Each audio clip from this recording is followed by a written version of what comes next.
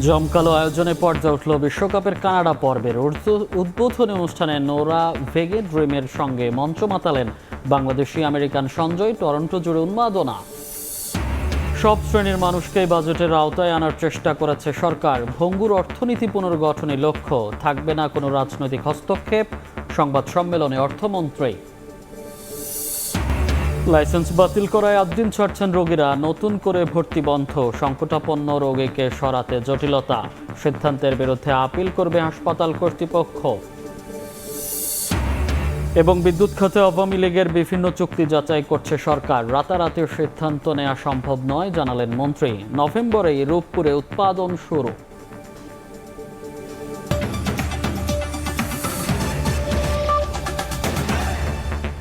প্রবাসের সময় সঙ্গে আছি আমি মনির হোসাইন।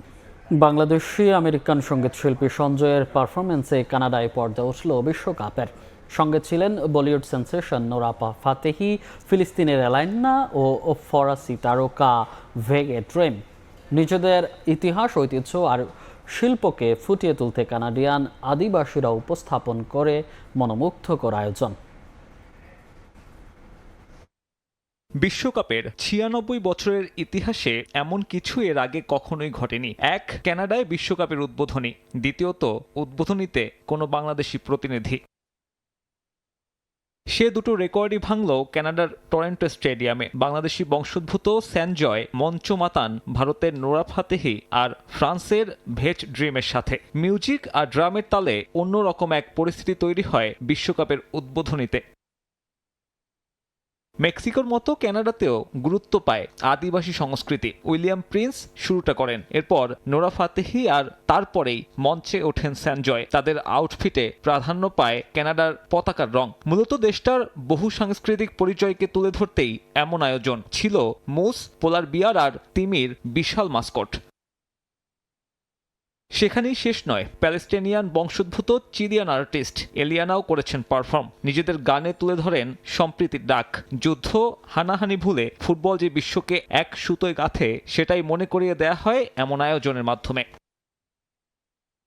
তবে আক্ষেপ বাড়িয়েছে টরন্টো স্টেডিয়ামের ফাঁকা আসন। গোটা গ্যালারি ভরেনি। একটা কারণ হতে পারে কানাডিয়ানদের ফুটবলের প্রতি আগ্রহের অভাব, আরেকটা কারণ ফিফা নির্ধারিত উচ্চ মূল্যের টিকিট।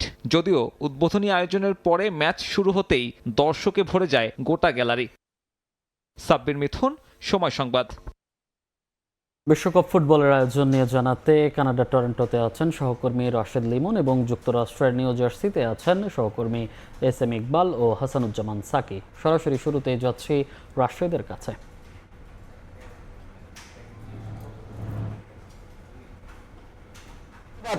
আমরা এই মুহূর্তে দাঁড়িয়ে আছি, আমি হাসানুজ্জামান সাকি এবং আমার সহকর্মী এস এম ইকবাল। আমরা রয়েছি যুক্তরাষ্ট্রের পূর্ব উপকূলীয় অঞ্চল, যে নিউ ইয়র্ক এবং নিউ জার্সির বিশ্বকাপের যে ভেন্যু ফুটবলের, সেই ম্যাট লাইফ স্টেডিয়ামের সামনে আমরা দাঁড়িয়ে আছি, যেখানে নিউ ইয়র্ক এবং নিউ জার্সির যে উদ্বোধনী ম্যাচটি, নিউ ইয়র্কের প্রথম ম্যাচ, সেটি অনুষ্ঠিত হবে এখানে, যেখানে ফেভারিট ব্রাজিল এবং মরক্কোর মধ্যে আগামীকালকে খেলা অনুষ্ঠিত হবে এবং এই স্টেডিয়ামটি কিন্তু ফাইনালের ভেন্যু হিসেবে কিন্তু সেটি ব্যবহৃত হবে। আর আজকে কিছুক্ষণ পরেই কানাডা তাদের বসনিয়া হার্জেগোভিনার সঙ্গে সেই লড়াইয়ে নামবে এবং সেই সঙ্গে আজকে স্বাগতিক যুক্তরাষ্ট্র, সেই যুক্তরাষ্ট্র কিন্তু প্যারাগুয়ের সঙ্গে একটি ম্যাচ রয়েছে, যেটি ক্যালিফোর্নিয়া অঙ্গরাজ্যের লস অ্যাঞ্জেলেসে। তো আমরা এখন এই মুহূর্তে যে ব্রাজিলের যে ভেন্যু, যেটি আগামীকালকে ব্রাজিলের খেলাটি হবে, সেখানে দাঁড়িয়ে আছি। সেই ভেন্যুটি সম্পর্কে এবং এখানকার আয়োজন সম্পর্কে আমি আমার সহকর্মী এস এম ইকবালের কাছে জানতে চাইবো। ইকবাল, একটু বলবেন যে আমরা এখানে এলাম, এখন এখানকার প্রস্তুতি কেমন চলছে কালকের এই ম্যাচটিকে ঘিরে? এক্স্যাক্টলি সাকি, যদি বলতে চাই, এখানে নিরাপত্তার যে ব্যবস্থাটা, অর্থাৎ আগামীকাল যে ম্যাচ হবে, বিগ ম্যাচ দিয়ে হচ্ছে এই মেটলাইফ স্টেডিয়াম, যেটা হচ্ছে বিশ্বকাপের ফাইনাল ভেন্যু বটে, বিগ ম্যাচ দিয়ে হচ্ছে এই স্টেডিয়ামটার ওপেনিং হচ্ছে, যার কারণে এটার সিকিউরিটি সিস্টেমটা আমরা দেখতে পাচ্ছি মানে যতটা কড়াকড়ি করা যায় তার পুরোটাই করা হয়েছে। এবং একই সঙ্গে আমরা যখন বাহিরে কভার করছিলাম, আমরা কিন্তু ভেতর থেকে সাউন্ড পাচ্ছিলাম, অর্থাৎ ভেতরে কিন্তু রিহার্সাল হচ্ছিল কালকে তারা কিভাবে হচ্ছে এই ইভেন্টটাকে অর্গানাইজ করবে বা ফ্রুটফুল করবে। এটা তো হচ্ছে এখানে ইভেন্টের কথা বলছি। আমি যদি আগামীকালের ম্যাচের কথা বলতে চাই, সাকি এমন একটা ম্যাচতে মেটলাইফের উদ্বোধন হচ্ছে 2026 বিশ্বকাপের, যেটা হচ্ছে গেল বিশ্বকাপের সেমিফাইনালিস্ট এবং কোয়ার্টার ফাইনালিস্ট দুটো দল। ব্রাজিল হচ্ছে কোয়ার্টার ফাইনালে বাদ পড়েছিল ক্রোয়েশিয়ার কাছে হেরে, আর আপনার মরক্কো বাদ পড়েছিল ফ্রান্সের কাছে সেমিফাইনালে হেরে। সুতরাং এমন একটা ম্যাচ দিয়ে হচ্ছে এই মেটলাইফ স্টেডিয়ামে ব্রাজিল ওপেনিং করছে, এটা ঘিরে বলা যেতে পারে একেবারে টান টান উত্তেজনা। আপনার কাছে কি মনে হয়? প্রচুর পরিমাণে সমর্থক কিন্তু এর মধ্যে এসেছে। অলরেডি আমরা দেখেছি যে স্টেডিয়ামে অনেকে ছবি তুলতে এসেছেন, যদিও আগামীকালকে খেলা, কিন্তু নিউ ইয়র্কের এবং নিউ জার্সির বিভিন্ন যে পার্ক গুলো রয়েছে, যে খোলা মাঠগুলো রয়েছে, সেটি কিন্তু ইতিমধ্যে বুকড হয়ে গেছে। সেখানে বড় পর্দা লাগিয়ে বড় স্টেজ করে উৎসব আমেজ চলছে এখন পুরো নিউ ইয়র্ক এবং নিউ জার্সি যে অঙ্গরাজ্য, সেই অঙ্গরাজ্যে হাই ভোল্টেজ যে ম্যাচ যেটি ব্রাজিল এবং মরক্কোর হচ্ছে, সেখানে একটি কথা বলতেই হবে যে নেইমারের খেলাটি নিয়ে কিন্তু একটি অনিশ্চয়তা রয়ে গেছে। অনিশ্চয়তা কি বলবেন? অনিশ্চয়তা না সাকি, এটা ইতিমধ্যে নিশ্চিত হয়ে গিয়েছে, কারণ ওদের যে প্র্যাকটিস আজকে যেখানে ব্রাজিল ফুটবল দল প্র্যাকটিস করেছে স্থানীয় সময় সকাল 11টায়, আমরা সেই প্র্যাকটিসটি কভার করেছি, আমাদের সহকর্মী সেখানে ছিলেন, আমরা দেখেছি নেইমার কিন্তু আজকে দলের সঙ্গে ছিলেন না। অর্থাৎ ম্যাচের আগের যে অনুশীলনটা সেটা কিন্তু খুবই গুরুত্বপূর্ণ। সাধারণত এই অনুশীলন দেখেই কোচ তার স্ট্র্যাটেজি সেট করেন, কারা কারা খেলবে, বেস্ট ইলেভেনে কারা থাকবে, কারা বা সুপার সাব হতে পারে। তো সেই যে অনুশীলনটি আমরা দেখেছি সেখানে নেইমার ছিলেন না, অর্থাৎ যে ধোঁয়াশা ছিল নেইমারের মরক্কোর বিপক্ষে প্রথম ম্যাচ নেইমার খেলতে পারছেন না, সেটি কিন্তু মোটা দাগে বলা যেতে পারে একেবারে শতভাগ সত্যি। আমরা যতটুকু জেনেছি কার্লো আনচেলত্তি তার স্ট্র্যাটেজিতে নেইমারকে ছাড়া যেই তার স্ট্র্যাটেজিক প্ল্যান সেটা নিয়ে তিনি একেবারে ভিনি থাকবেন, তার সঙ্গে রাফিনিয়া আছে, এবং একই সঙ্গে আমরা যেই কুনিয়ার কথা বলি তারাই হচ্ছে শুরু করবেন, এবং তাদেরকে নিয়েই কিন্তু কার্লো আনচেলত্তি প্ল্যান করছেন, শুভ সূচনা করতে যাচ্ছেন। সাকি, আপনাকে জাস্ট একটি জিনিস আমি বলতে চাই, 2022 বিশ্বকাপ যেটা আর্জেন্টিনা জিতেছিল, যে ভেন্যু থেকে আর্জেন্টিনা শুরু করেছিল, সেই ভেন্যুতে আর্জেন্টিনা ফাইনাল খেলেছিল এবং জিতেছিল। অনেকে ব্রাজিলকে এবার হচ্ছে আলোচনার বাইরে রাখতে চাচ্ছে, কিন্তু আমার কাছে কেন যেন মনে হচ্ছে এই ভেন্যুতে ফাইনাল হবে, এবং এই ভেন্যুতে ব্রাজিল যেহেতু তাদের প্রথম ম্যাচ খেলছে, সুতরাং আপনার কথায় যে কোটি কোটি যে ব্রাজিল ভক্তরা তারা নিশ্চয়ই আশান্বিত হতে পারবেন। একই সঙ্গে বলতে চাই ব্রাজিলের সেকেন্ড লাস্ট ওয়ার্ল্ড কাপ 2002 সালে জিতেছে, এবং এর আগে যে ওয়ার্ল্ড কাপটা 94 বিশ্বকাপ সেটা মার্কিন যুক্তরাষ্ট্র হয়েছিল, এবং আবারও মার্কিন যুক্তরাষ্ট্রে ওয়ার্ল্ড কাপ হচ্ছে, এবং এই ফাইনাল ভেন্যুতে ব্রাজিল তাদের প্রথম ম্যাচ শুরু করছে। সুতরাং চমৎকার আপনারা দেখতে পাচ্ছেন আমার সহকর্মী হাসান ইকবাল অত্যন্ত চমৎকার ভাবে পরিসংখ্যান দিয়ে ক্যালকুলেশন দিয়ে উনি বুঝিয়ে দিলেন যে ব্রাজিলের কোন পর্যন্ত কোন পর্যন্ত তারা যেতে পারে এবং আগামীর ম্যাচটি কেমন হবে। আরেকটি বিষয় একটু জানতে চাই আপনার কাছে, ইনজুরি যখন ব্রাজিলের সমস্যা, তখন কিন্তু আমরা দেখছি যে মরক্কোর মধ্যেও কিন্তু ইনজুরি সমস্যা রয়ে গেছে। মরক্কোতে ইনজুরি সমস্যা রয়েছে, তবে মরক্কোর এই ফুটবল টিমটাকে নিয়ে সাকি আপনাকে বলতে হয় দুর্দান্ত ভাবে এই টিমটা উন্নতি করেছে। স্পেশালি যদি 2022 ওয়ার্ল্ড কাপের কথা বলে থাকি, তারপরে 2023 থেকে মরক্কো এখন পর্যন্ত 45টি ম্যাচ খেলেছে, এবং এই 45টি ম্যাচের মধ্যে তারা 33টি ম্যাচে জয়লাভ করেছে, এবং ব্রাজিলের সঙ্গে একটা ফ্রেন্ডলি ম্যাচ তারা খেলেছিল। এর আগে দুটো ম্যাচে ব্রাজিলের কাছে তারা হেরেছিল, কিন্তু লাস্ট মিটিং এ কিন্তু তারা ব্রাজিলকে হারিয়েছে। সুতরাং মরক্কোতে যে টুকটাক ইনজুরি সমস্যা রয়েছে, সেটাকে যে খুব বেশি গুরুত্ব দিয়ে আমরা যদি দেখি যে না ইনজুরির কারণে মরক্কো হেরে যাবে, ব্রাজিল জিতে যাবে, এমনটা বলা যাবে না। এবং এই মরক্কো তাদের পাইপলাইন কতটাই সমৃদ্ধ করেছে, লাস্ট আন্ডার-20 ওয়ার্ল্ড কাপ হলো, সেই ওয়ার্ল্ড কাপে 6 বারের বিশ্ব চ্যাম্পিয়ন আন্ডার-20 তে আর্জেন্টিনা, সেই আর্জেন্টিনাকে 2-0 গোলে হারিয়ে মরক্কো কিন্তু ওয়ার্ল্ড কাপ জিতেছে আন্ডার-20। সুতরাং মরক্কোর পাইপলাইন যথেষ্ট সমৃদ্ধ। মরক্কো এই মুহূর্তে দারুণ ছন্দে রয়েছে, এবং ওপেনিং ম্যাচে মরক্কো যে ব্রাজিলকে চ্যালেঞ্জে ফেলবে হাড্ডাহাড্ডি, সেটা নিঃসন্দেহে বলা যেতে পারে। আমি স্টুডিওতে ফেরার আগে আমাদের সহকর্মী রয়েছেন কানাডাতে রাশেদ লিমন, তার কাছে আমরা ফিরতে চাই। তার আগে বলতে চাই যে যুক্তরাষ্ট্রের মেক্সিকোর উদ্বোধনী ম্যাচের পরে যুক্তরাষ্ট্রের লস অ্যাঞ্জেলেসে আজকে প্রথম যুক্তরাষ্ট্রের ম্যাচ অনুষ্ঠিত হতে যাচ্ছে। স্বাগতিক দেশ কানাডাতেও আজকে একটি ম্যাচ রয়েছে, এবং আগামীকালকে যে নিউ ইয়র্ক নিউ জার্সিতে যে ম্যাচটি, সেই ম্যাচটি ঘিরে এখন ভক্তদের মধ্যে টান টান উত্তেজনা এবং চলছে।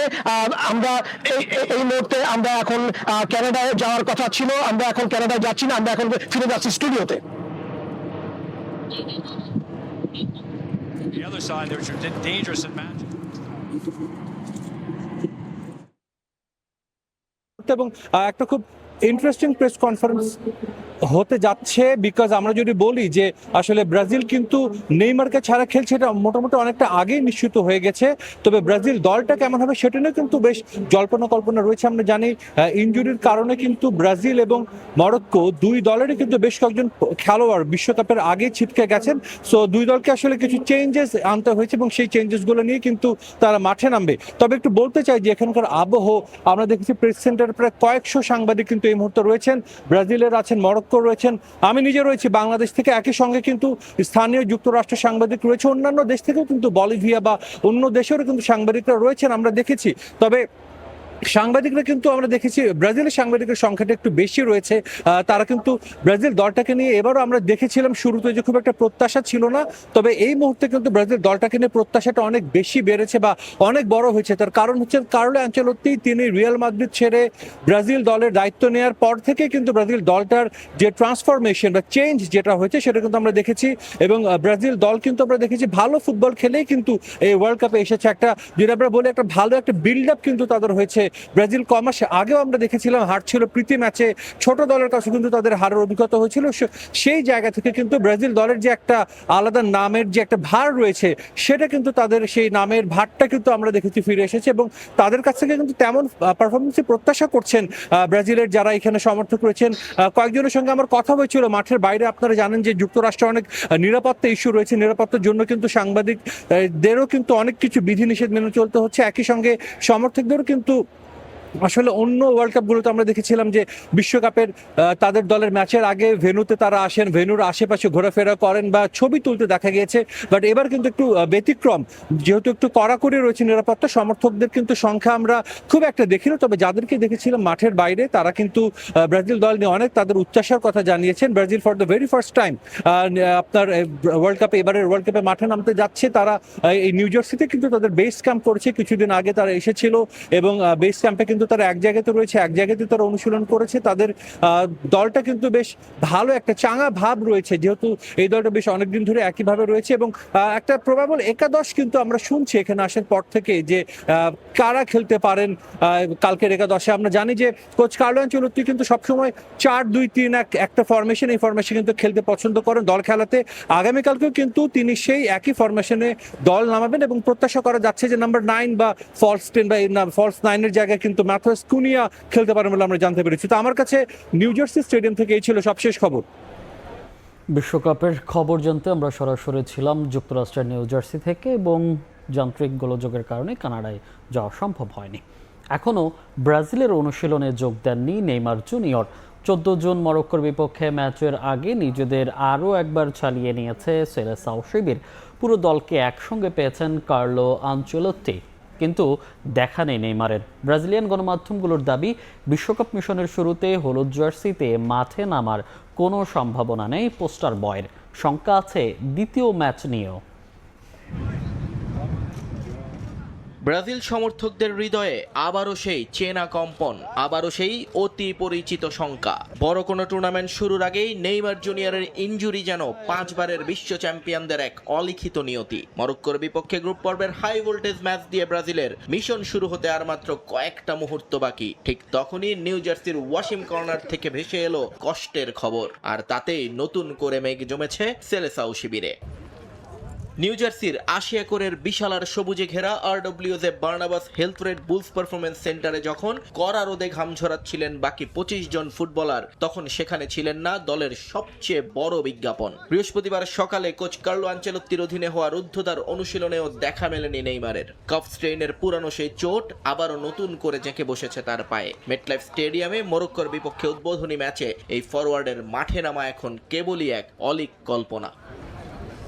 সংবাদ মাধ্যমের ক্যামেরাগুলো যখন বারবার ব্রাজিলের ডাগ আউটে নেইমারকে খুঁজছিল, তখন আনচেলত্তির গম্ভীর মুখই বলে দিচ্ছিল ভেতরের অস্বস্তির কথা। মাঠের অনুশীলনে বল পায়ে ভিনিসিয়াস রাফিনহারা নিজেদের শতভাগ উজাড় করে দিলেও নেইমারের অনুপস্থিতি পুরো দলের আবহেই তৈরি করেছে এক অদৃশ্য শূন্যতা। মরক্কোর ম্যাচ তো বটেই, ব্রাজিলের টিম ম্যানেজমেন্টকে এখন সবচেয়ে বেশি ভাবাচ্ছে টুর্নামেন্টে নেইমারের ভবিষ্যৎ নিয়ে। চিকিৎসক প্যানেলের থেকে নিখুঁত কোনো নিশ্চয়তা এখনো মেলেনি। ফলে মরক্কোর ম্যাচের পর ব্রাজিলের যে পরবর্তী লড়াই, সেখানেও নেইমার আদৌ বুটজোড়া পায়ে গলিয়ে নামতে পারবেন কিনা তা নিয়ে ঝুলছে মস্ত বড় এক সংশয়। নিয়ন মোহাইমিন, সময় সংবাদ। শেষ সময়ে নাটকীয়ভাবে আর্জেন্টিনা বিশ্বকাপ দলে ডাক পেলেন মার্কো সেনেসি। লিওনেল স্কালোনির দলে জায়গা না পেয়ে স্পেনের ইবিজা দ্বীপে ছুটি কাটাচ্ছিলেন প্রেমিকার সঙ্গে। তবে লিওনার্দো বালের্দির ইনজুরিতে কপাল খুলেছে তার। প্রথমবারের মতো বিশ্ব আসরে খেলার সুযোগ পেয়েছেন তিনি। আর্জেন্টিনার শিরোপা রক্ষার মিশনে দলে জায়গা হয়নি। মনকে শান্ত করতে প্রিয় মানুষকে নিয়ে উড়াল দেন ভিনদেশে ছুটি কাটাতে। পরিকল্পনা ছিল ডিনার করতে যাবেন, ঠিক তখনই এক ফোন কলে বদলে যায় মার্কো সেনেসির গল্প। বিশ্বকাপের দলে না থাকায় প্রিয় মানুষকে নিয়ে ঘুরতে যান স্পেনের ইবিজায়। এরপরই স্বপ্ন পূরণের ঘণ্টা বেজে ওঠে মোবাইলে। সামাজিক যোগাযোগ মাধ্যমে তার প্রেমিকা ও ইংলিশ নারী ফুটবলার কেলসি রোজ বোয়ার্সের দেওয়া ভিডিওতে দেখা যায় মোবাইলে কথা বলতে গিয়ে আনন্দে আত্মহারা হয়ে পড়েন এই ডিফেন্ডার। সরাসরি বিশ্বকাপ মঞ্চ কাঁপানোর আমন্ত্রণ পান এই আর্জেন্টাইন। এরপর আর্জেন্টিনার জাতীয় ফুটবল দলের অফিসিয়াল অ্যাকাউন্টে জানানো হয় ডিফেন্ডার মার্কো সেনেসি 2026 বিশ্বকাপের স্কোয়াডে যুক্ত হয়েছেন। আর্জেন্টিনা ঘোষিত স্কোয়াডের বেশ কয়েকজন লড়ছিলেন ইনজুরির সঙ্গে। সেখান থেকে কপাল পুড়ে ডিফেন্ডার বালের্দির। তার বদলি হিসেবে এগিয়েছিলেন গিদো রদ্রিগেজ ও এমিলিয়ানো বুয়েন্দিয়া। তবে ডিফেন্ডার না হওয়ায় সুযোগ মেলেনি তাদের। সদ্য শেষ হওয়া মৌসুমে প্রিমিয়ার লিগে বর্ণমাহুতের হয়ে দারুণ মৌসুম কাটিয়েছেন সেনেসি। তার দল জায়গা করে নিয়েছে ইউরোপা লিগে। দলটির সাফল্যের পেছনে বড় অবদানই রেখেছেন তিনি। 39টি ম্যাচে করেছেন 5টি অ্যাসিস্ট। সম্প্রতি যোগ দিয়েছেন টটেনহামে। এদিকে ইনজুরি শঙ্কায় আছেন নিকোলাস গঞ্জালেস ও তাগলিয়াফিকো। পেশির ইনজুরিতে অস্বস্তি থাকায় দুজনই অনুশীলন করেছেন আলাদাভাবে। কোচ লিওনেল স্কলোনির আশা দ্রুতই সুস্থ হয়ে উঠবেন এই দুই ফুটবলার। রাফি আমিন, সময় সংবাদ। সব শ্রেণীর মানুষকেই বাজেটের আওতায় আনার চেষ্টা করা হয়েছে। ভঙ্গুর অর্থনীতি পুনর্গঠনই সরকারের লক্ষ্য। এ ব্যাপারে থাকবে না কোনো রাজনৈতিক হস্তক্ষেপ। বাজেট পরবর্তী সংবাদ সম্মেলনে এসব কথা বলেন অর্থমন্ত্রী আমির খসরু মাহমুদ চৌধুরী। কোনো রাজনৈতিক দল নয়, 16 কোটি মানুষের জন্য 9,38,000 কোটি টাকার বাজেট দিয়েছে সরকার, যেখানে গুরুত্ব দেওয়া হয়েছে প্রান্তিক থেকে শুরু করে শহরের বিলিয়ন ডলারের রিজার্ভ তৈরির কারিগর আর প্রবাসীদের। সরকারের প্রতি মানুষের প্রত্যাশা অনেক, আকাঙ্ক্ষা আকাশচুম্বী। সম্পদের সীমাবদ্ধতাকে কাটিয়ে ওঠা খুব কঠিন হয়েছে আমাদের পক্ষে। তার মধ্যে আমরা চেষ্টা করেছি, আমি আগেও বলেছি, প্রতিটি মানুষকে এই বাজেটের আওতায় আনার জন্য।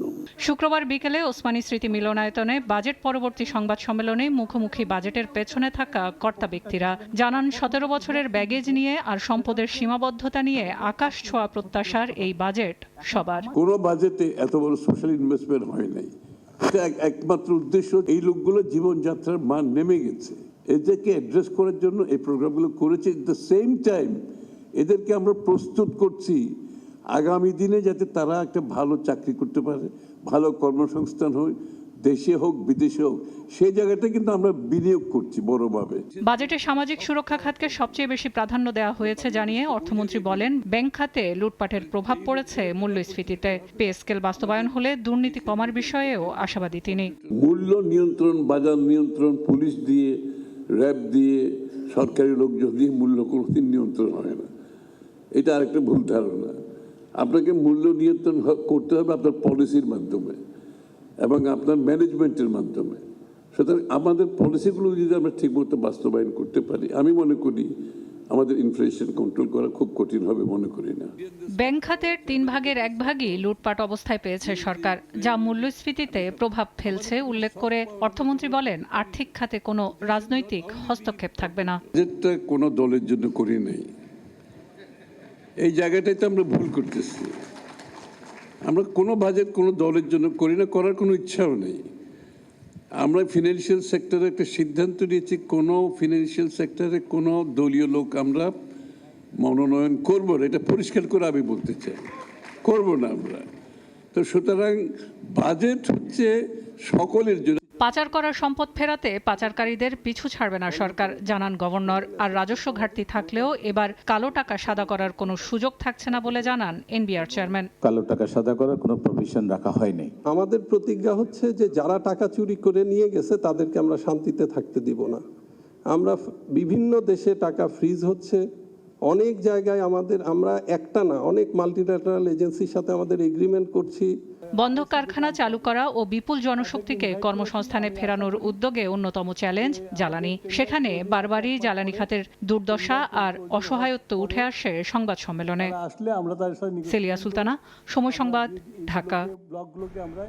সরকার দুর্নীতি ও লুটপাটের বাজেট দিয়েছে মন্তব্য করে সংশোধনের মাধ্যমে বিনিয়োগ বান্ধব করার আহ্বান জানিয়েছেন জামায়াতের সেক্রেটারি জেনারেল মিয়া গোলাম পরোয়ার। আর এনসিপির আহ্বায়ক নাহিদ ইসলামের মতে বড় বাজেট মানেই বড় দুর্নীতি। বৃহস্পতিবার জাতীয় সংসদে বাজেট ঘোষণা করে সরকার। শুক্রবার বিকেলে রাজধানীর বাংলা মোটর কার্যালয়ে তার প্রতিক্রিয়া জানায় জাতীয় নাগরিক পার্টি এনসিপি। এই বাজেট যদি পূর্ণাঙ্গভাবে কেউ বিশ্লেষণ করে তাহলে আমরা দেখতে পাবো এই বাজেটটা মূলত একটা আলটিমেটলি প্রতারণার বাজেটে হয়েছে। জনগণের আশা আকাঙ্ক্ষার প্রতিফলন ঘটায়নি, বরং আমরা চরমভাবে হতাশ। এদিকে চট্টগ্রামে 11 দলীয় ঐক্যের বিভাগীয় সমাবেশে এনসিপির আহ্বায়ক নাহিদ ইসলাম বলেন, বড় বাজেট মানে বড় দুর্নীতি। বাজেটে অর্থনৈতিক সংস্কার ও দুর্নীতি বন্ধে নেই কোনো রূপরেখা। বড় বাজেট মানে সেটাকে কিন্তু বড় দুর্নীতি করারও সুযোগ থাকে। এই যে বিভিন্ন কার্ড বলেন, খাল খনন কর্মসূচি বলেন, সরকার দলীয় এমপিরা যে বরাদ্দ পাচ্ছে যেটা বিরোধী দলীয় এমপিরা পাচ্ছে না, তারা সেটা কিভাবে খরচ করছে। অর্থাৎ কোথাও কোনো জবাবদিহিতা নাই, কোথাও কোনো স্বচ্ছতা নাই।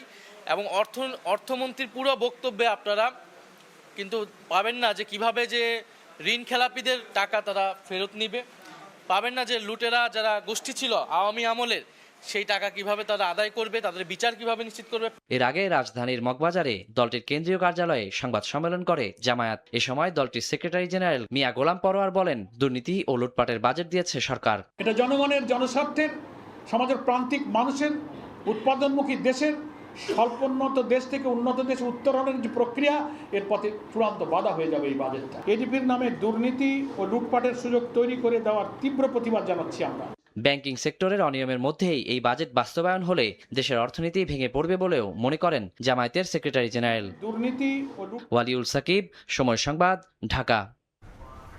বাজেটে বড় আকাঙ্ক্ষার প্রতিফলন হলেও বাস্তবায়নে চ্যালেঞ্জ দেখছে সিপিডি। গবেষণা প্রতিষ্ঠানটির মতে এনবিআরের কাঠামোগত সংস্কার না হলে পূরণ হবে না রাজস্ব আহরণ লক্ষ্যমাত্রা।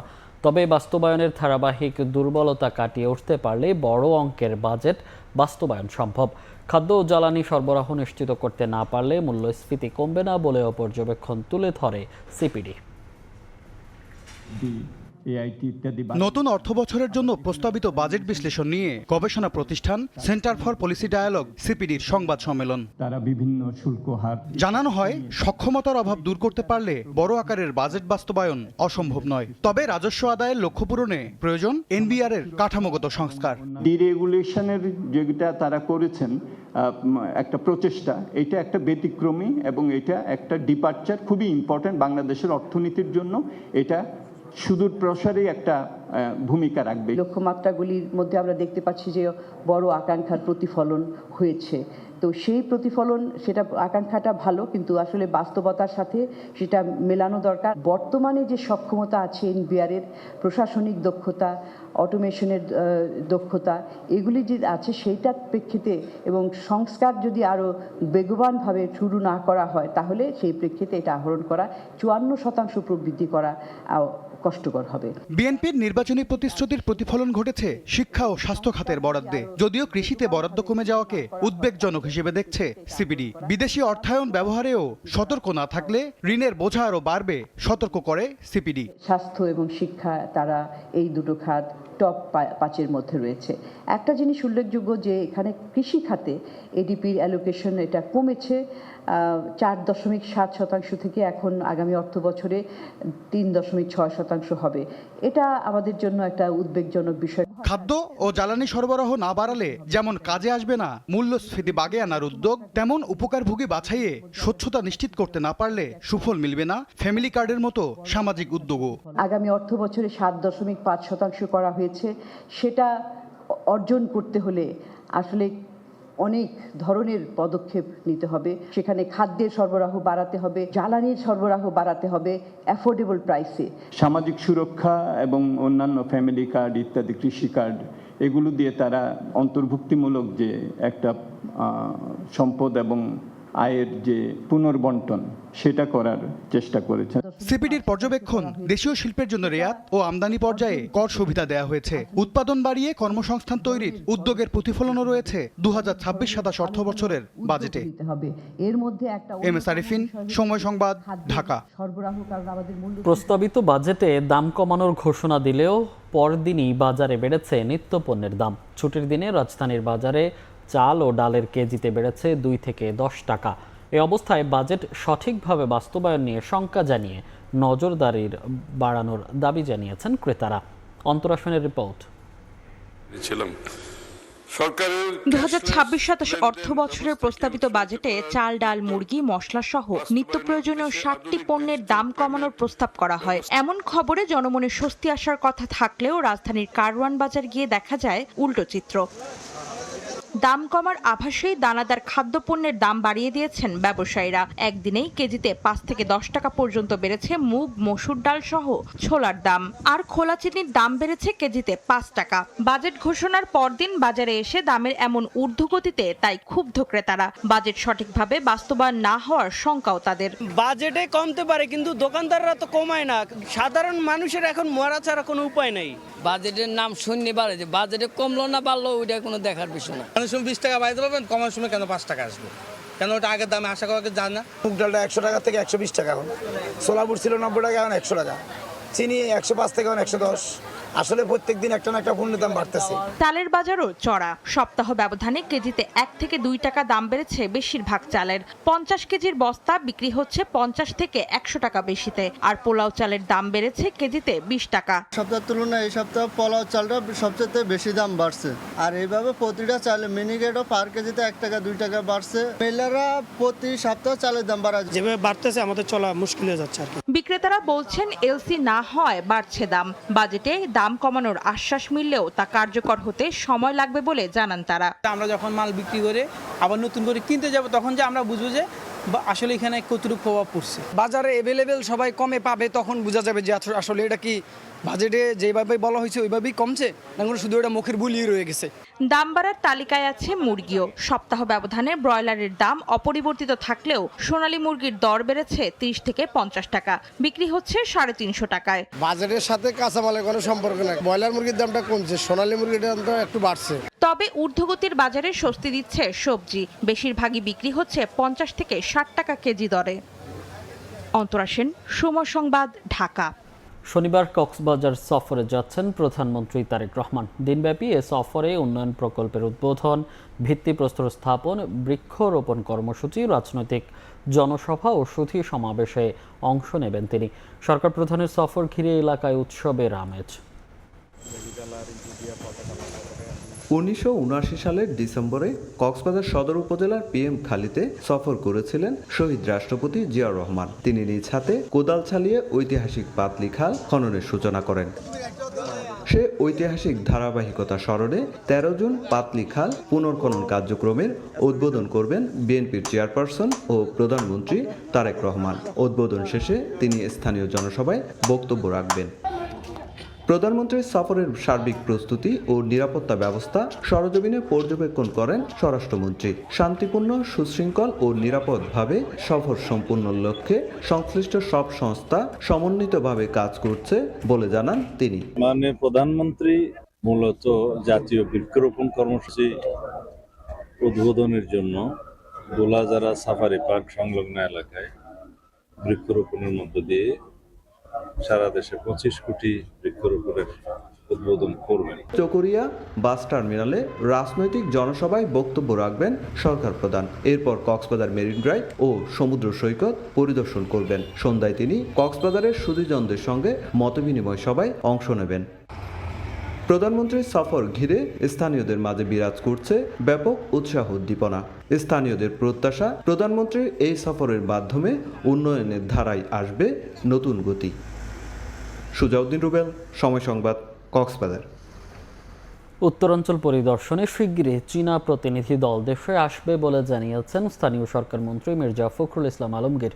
এদিকে বিএনপির স্থায়ী কমিটির সদস্য ডক্টর মঈন খান বলেছেন, সাবেক রাষ্ট্রপতি জিয়াউর রহমানের আদর্শেই আবারও সম্মানজনক অবস্থানে পৌঁছাবে বাংলাদেশ। শহীদ রাষ্ট্রপতি জিয়াউর রহমানের শাহাদাত বার্ষিকী উপলক্ষে জাতীয় প্রেস ক্লাবে মৎস্যজীবী দলের আলোচনা সভা। প্রধান অতিথির বক্তব্যে বিএনপির স্থায়ী কমিটির সদস্য ডক্টর মঈন খান বলেন, শহীদ জিয়ার আদর্শ ধারণ করেই দেশকে এগিয়ে নিয়ে যাবেন প্রধানমন্ত্রী তারেক রহমান। আপনারা সেই ইতিহাস করে জানুন, তার সত্য জীবনে তিনি কি করেছেন, কি অর্জন করেছেন, সেগুলো আপনারা জানতে চেষ্টা করুন এবং আমাদের যা যা প্রত্যেকের নিজেদের জীবনে আমরা যেন সেগুলো প্রতিফলিত করি।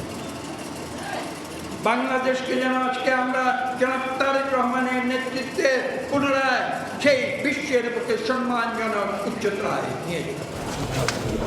টাঙ্গাইলে জরাজীর্ণ ভাসানী হল পরিদর্শন শেষে মৎস্য ও প্রাণী সম্পদ প্রতিমন্ত্রী সুলতান সালাউদ্দিন টুকু বলেন, ঐতিহাসিক প্রেক্ষাপটে মাওলানা ভাসানীর মতো গুরুত্বপূর্ণ নেতা স্মৃতি রক্ষায় উদ্যোগ নেওয়া হবে। মাওলানা ভাসানী বাংলাদেশের একজন ঐতিহাসিক প্রেক্ষাপটে উনি নেতৃত্ব দিয়েছেন এই দেশের। তার স্মৃতি বিজড়িত এই মিলনায়তন, এটিকে রক্ষণাবেক্ষণ করার দায়িত্ব আমাদের। ঠাকুরগাঁওয়ে শিক্ষা উপকরণ বিতরণ অনুষ্ঠানে স্থানীয় সরকার মন্ত্রী মির্জা ফখরুল ইসলাম আলমগীর বলেন, শিল্প কারখানা গড়ে তোলার লক্ষ্যে শিগগিরই চীনা প্রতিনিধিরা উত্তরাঞ্চল পরিদর্শন করবে।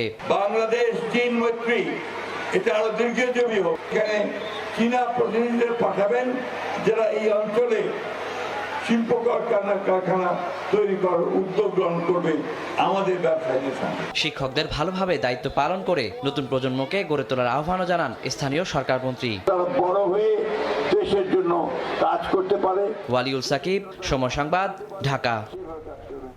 আওয়ামী লীগ আমলে করা বিদ্যুৎ খাতের বিভিন্ন চুক্তি সরকার যাচাই বাছাই করছে বলে জানিয়েছেন বিদ্যুৎ ও জ্বালানি মন্ত্রী ইকবাল হাসান মাহমুদ। তবে রাতারাতি সিদ্ধান্ত নেওয়া সম্ভব নয় বলে জানান মন্ত্রী।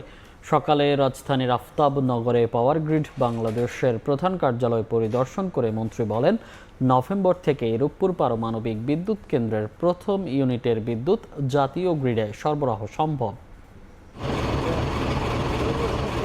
2400 মেগাওয়াট ক্ষমতার রূপপুর পারমাণবিক বিদ্যুৎ কেন্দ্রের প্রথম ইউনিটে ফুয়েল লোডিং শুরু হয় গত 28 এপ্রিল। প্রকল্পটির দায়িত্বে থাকা বিজ্ঞান ও প্রযুক্তি মন্ত্রণালয়ের পক্ষ থেকে সে সময় জানানো হয়েছিল প্রাথমিকভাবে আগস্টে মিলতে পারে 300 মেগাওয়াট বিদ্যুৎ। তবে এবার বিদ্যুৎ ও জ্বালানি মন্ত্রী দিলেন ভিন্ন বার্তা। শুক্রবার সকালে রাজধানীর আফতাবনগরে ন্যাশনাল লোড ডিসপ্যাচ সেন্টার এনএলডিসি পরিদর্শনে যান তিনি। সেখানে পিডিবি, পাওয়ার গ্রিড বাংলাদেশ সহ বিদ্যুৎ বিভাগের কর্মকর্তাদের সঙ্গে বৈঠক শেষে মন্ত্রী জানান, জাতীয় গ্রিডে রূপপুরের বিদ্যুৎ পেতে অপেক্ষায় থাকতে হবে নভেম্বর পর্যন্ত। 300-350 মেগাওয়াট দিবে, সেটার জন্য মোটামুটিভাবে পিজিসিবি কাজ করছে এবং নভেম্বরের মধ্যে রেডি হয়ে যাবে। নভেম্বর এই জন্যই বলছি, একটা পাওয়ার স্টেশন চালু হলে স্টেবল সিস্টেম আসতে টাইম লাগে, সেজন্য আমি 3 মাস হাতে রেখেছি। এই সময় মন্ত্রী জানান, আওয়ামী লীগ আমলে বিদ্যুৎ জ্বালানি খাতের বিভিন্ন চুক্তি এখন পর্যালোচনার টেবিলে। তবে রাতারাতি এ বিষয়ে সিদ্ধান্তে আসা সম্ভব নয়। ল মিনিস্ট্রি এটা নিয়ে পরীক্ষা নিরীক্ষা করছে, রিপোর্টের অপেক্ষা আছে। যখন যে রিপোর্ট পাবো আমি সেই হিসেবে আমরা ওই কন্ট্রাক্টগুলোর ব্যবস্থা নেব। তবে রাতারাতি কিছু করা যাবে না। বিদ্যুৎ ও জ্বালানি মন্ত্রী বলেন, বিদ্যুৎ উৎপাদন ও সঞ্চালন ব্যবস্থা যথাযথ থাকলেও বিতরণ খাতের দুর্বলতায় ভোগান্তিতে গ্রাহকরা। লাইনের ডিফেক্ট হওয়ার জন্য। ফারুক ভিয়া, রবিন, সময় সংবাদ, ঢাকা। মৌলভীবাজার সীমান্তে বিএসএফের গুলিতে বাংলাদেশি যুবক নিহত হয়েছেন। শুক্রবার সন্ধ্যায় কুলাউড়া শরীফপুর ইউনিয়নের দত্তগ্রাম সীমান্তে ভারতের অভ্যন্তরে এই ঘটনা ঘটে। ঘটনার সত্যতা নিশ্চিত করে বিজিবির অধিনায়ক লেফটেন্যান্ট কর্নেল সরকার আসিফ মাহমুদ জানান, দত্তগ্রামের বাসিন্দা মুজিব সহ 6-7 জন চোরা কারবারি মনু নদ পার হয়ে ভারতে ঢুকে পড়ে। সেখানে বিএসএফের টহল দল বাধা দিলে ক্ষিপ্ত হয়ে দেশীয় অস্ত্র নিয়ে হামলা চালানোর চেষ্টা চালায় চোরা কারবারিরা। এক পর্যায়ে বিএসএফ গুলি চালালে ঘটনাস্থলেই মারা যায় মুজিব, দ্রুত সরে যায় অন্যরা। এবার কুষ্টিয়া সীমান্তে পুশিন চেষ্টা রুখে দিল বিজিবি। শূন্যরেখায় অবস্থান করছেন পুশিন চেষ্টায় আনা 12 জন নারী পুরুষ। দেশের সীমান্তগুলোয় পুশিন রুখতে বিজিবির সঙ্গে সতর্ক পাহারায় স্থানীয়রা।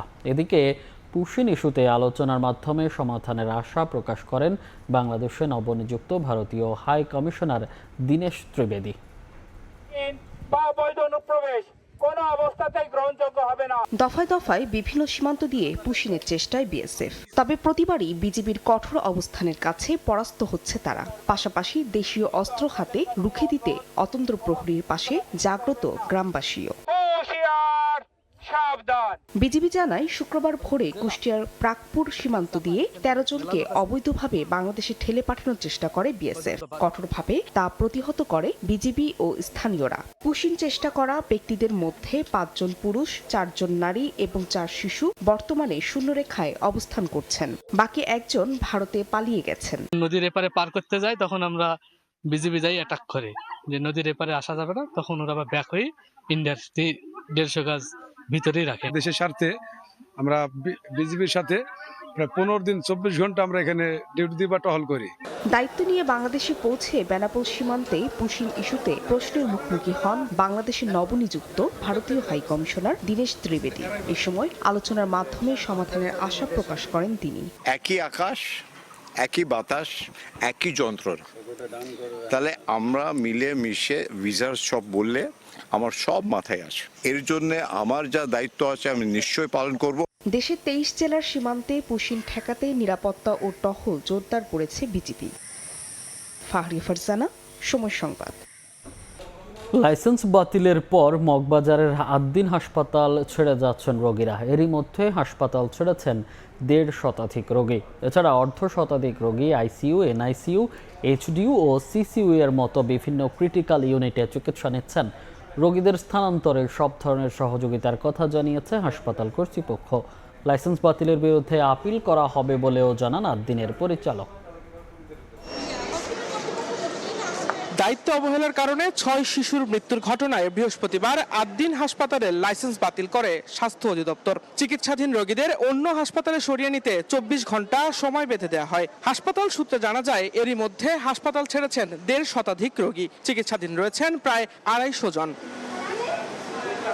অর্ধ শতাধিক রোগী আইসিইউ, এনআইসিইউ, এইচডিইউ সহ হাসপাতালটির বিভিন্ন ইউনিটে ভর্তি আছেন। তাদের অন্যত্র সরিয়ে নেওয়ার ক্ষেত্রে শারীরিক অবস্থার অবনতি সহ নানা জটিলতা সৃষ্টির শঙ্কা করছেন স্বজনরা। কারো 14 দিনের অ্যান্টিবায়োটিকের ডোজ আছে, কারো 7 দিনের আছে, কারো 10 দিনের আছে, আর বাচ্চাদের যারা লাইফ সাপোর্টে আছে, এদের দায়ভার এখন এই মুহূর্তে কে নেবে? হঠাৎ করে বেবিটাকে কিভাবে নেব? ওর অক্সিজেন লাগানো মানে খুব অবস্থা খারাপ। যে রোগীগুলো এখানে আছে তাদের আগে সেবা বিদায় করাবো, দেন পরে বন্ধের ঘোষণা করে সবচেয়ে ভালো হয়। জটিল রোগীদের অন্য হাসপাতালে সরিয়ে নেওয়ার ক্ষেত্রে পর্যাপ্ত বেড না থাকার অভিযোগ করেন কেউ কেউ। এক্ষেত্রে স্বাস্থ্য অধিদপ্তরের হস্তক্ষেপ চান তারা। আমের জন্য আসছি আমরা, অন্য কোনো হসপিটালে কোনো জায়গায় খালি নাই, তাহলে আমরা কোথায় যাব বাচ্চাগুলো নিয়ে? এতগুলো বাচ্চা কে কোথায় যাবে? মানে সবাই আতঙ্কে আছে। রোগীদের অন্য হাসপাতালে স্থানান্তরে সব ধরনের সহযোগিতার কথা জানিয়েছে হাসপাতাল কর্তৃপক্ষ। আগামী 3 মাসের মধ্যে আমরা উক্ত ওয়ার্ডের সকল সংস্কার কার্যক্রম সম্পন্ন করব। রোগীদের স্থানান্তরিত করতে বলা হয়েছে, রোগীদের যেন কোনো প্রকার ক্ষতি না হয় সে বিষয়ে আমরা খেয়াল রাখছি। গভর্নমেন্টের প্রতি আমরা সবসময় শ্রদ্ধাশীল। গভর্নমেন্ট আমাদেরকে যেভাবে বলে সেভাবে আমরা কাজ করব। লাইসেন্স বাতিলের সিদ্ধান্তের বিরুদ্ধে আপিল করবে আদ্দিন হাসপাতাল। গত 27 মে আদ্দিন হাসপাতালে চিকিৎসাধীন 6 শিশুর মৃত্যু হয়। এ ঘটনায় স্বাস্থ্য মন্ত্রণালয়ের তদন্ত কমিটি হাসপাতাল কর্তৃপক্ষের অবহেলার প্রমাণ পায়। দিন মোহাম্মদ সাব্বির, সময় সংবাদ, ঢাকা। রাজধানী সহ সারা দেশের অলিগলি ছাড়িয়ে এখন প্রধান সড়কেও দাপিয়ে বেড়াচ্ছে ব্যাটারি চালিত রিকশা। অল্প সময়ে জনপ্রিয় হয়ে ওঠা এই বাহনটি নিয়ে এখন বহুমুখী সংকট।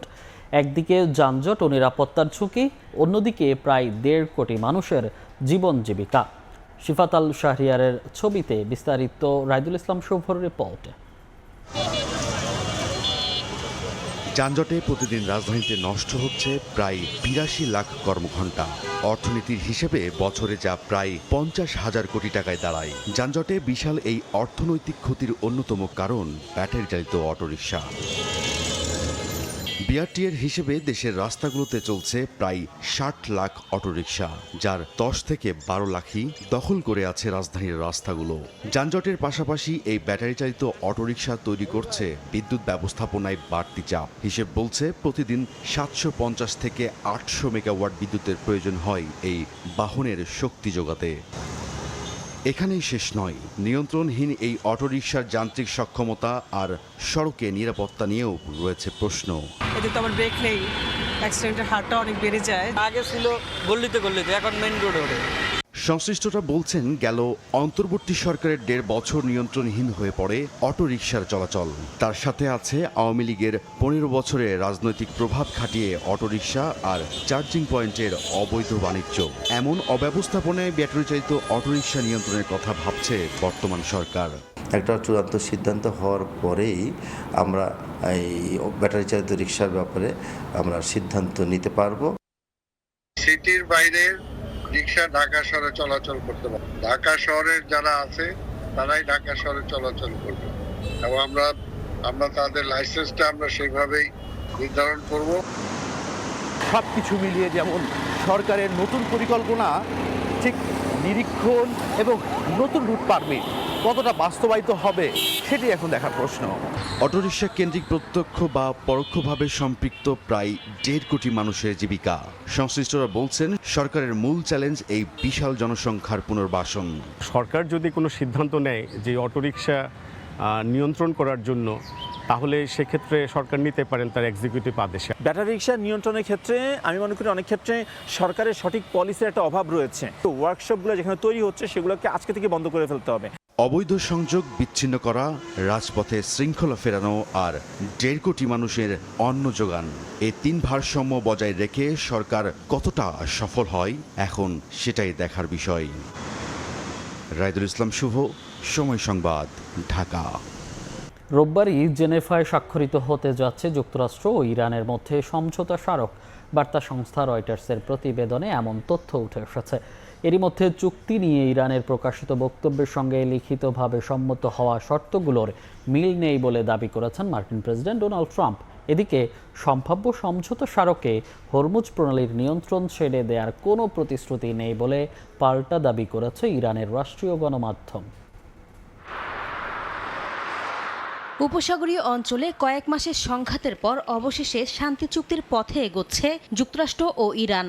সুইজারল্যান্ডের জেনেভায় রোববার 2 দেশের মধ্যে সমঝোতা স্মারক সই হতে পারে বলে জানিয়েছে বার্তা সংস্থা রয়টার্স। একটি পশ্চিমা সূত্রের বরাতে সংবাদ মাধ্যমটি আরও জানায়, চুক্তির খসড়া এখনও চূড়ান্ত হয়নি। তবে সবকিছু ঠিক থাকলে এদিন মার্কিন ভাইস প্রেসিডেন্ট জেডি ভ্যান্স এবং ইরানের পার্লামেন্ট স্পিকার বাঘের গালিবাফ চুক্তিতে সই করতে পারেন। এদিকে ইরানের সঙ্গে সম্ভাব্য চুক্তি নিয়ে নতুন বিতর্ক তৈরি করেছেন মার্কিন প্রেসিডেন্ট ডোনাল্ড ট্রাম্প। একদিন আগে তেহরানে নতুন হামলা স্থগিতের ঘোষণা দিলেও শুক্রবার তিনি দাবি করেন চুক্তি সম্পর্কে ইরানের প্রকাশিত বক্তব্যের সঙ্গে লিখিতভাবে সম্মত হওয়া শর্তগুলোর কোনো মিল নেই। নিজের সামাজিক যোগাযোগ মাধ্যম ট্রুথ সোশ্যালে ট্রাম্প জানান, ইরানের বক্তব্য বাস্তবতার প্রতিফলন নয়। একই সঙ্গে আলোচনায় দেশটি সদিচ্ছার পরিচয় দিচ্ছে না বলেও উল্লেখ করেন তিনি। এমন পরিস্থিতিতে হরমুজ প্রণালীর নিয়ন্ত্রণ কোনো শান্তি চুক্তির অংশ হিসেবে ছেড়ে দেওয়া হবে না বলে স্পষ্টভাবে জানিয়েছে ইরান। দেশটির রাষ্ট্রীয় গণমাধ্যমের প্রতিবেদনে বলা হয়েছে, পশ্চিমা সংবাদ মাধ্যম যে তথ্য প্রচার করছে তা সঠিক নয়। সম্ভাব্য সমঝোতা স্মারকে হরমুজ প্রণালীর নিয়ন্ত্রণ ছেড়ে দেওয়ার কোনো প্রতিশ্রুতি নেই বলেও প্রতিবেদনে উল্লেখ করা হয়। নাসরিন রুমি, সময় সংবাদ। এ পর্যায়ে শীর্ষ সংবাদগুলো জানিয়ে দিচ্ছি আরেকবার। জমকালো আয়োজনের পর্যায়ে উঠল বিশ্বকাপের কানাডা পর্বের উদ্বোধনী অনুষ্ঠানে নোরা ভেগে ড্রিমের সঙ্গে মঞ্চ মাতালেন বাংলাদেশি আমেরিকান সঞ্জয়। টরন্টো জুড়ে উন্মাদনা। সব শ্রেণীর মানুষকে এই বাজেটের আওতায় আনার চেষ্টা করেছে সরকার। ভঙ্গুর অর্থনীতি পুনর্গঠনই লক্ষ্য, থাকবে না কোনো রাজনৈতিক হস্তক্ষেপ। সংবাদ সম্মেলনে অর্থমন্ত্রী। এবং পুশিন ঘিরে উত্তেজনার মধ্যে সীমান্ত হত্যা। মৌলভীবাজারে বিএসএফের গুলিতে যুবক নিহত। কুষ্টিয়া দিয়ে ঠেলে পাঠানোর চেষ্টা রুখে দিল বিজিবি। আলোচনায় সমাধানের আশা।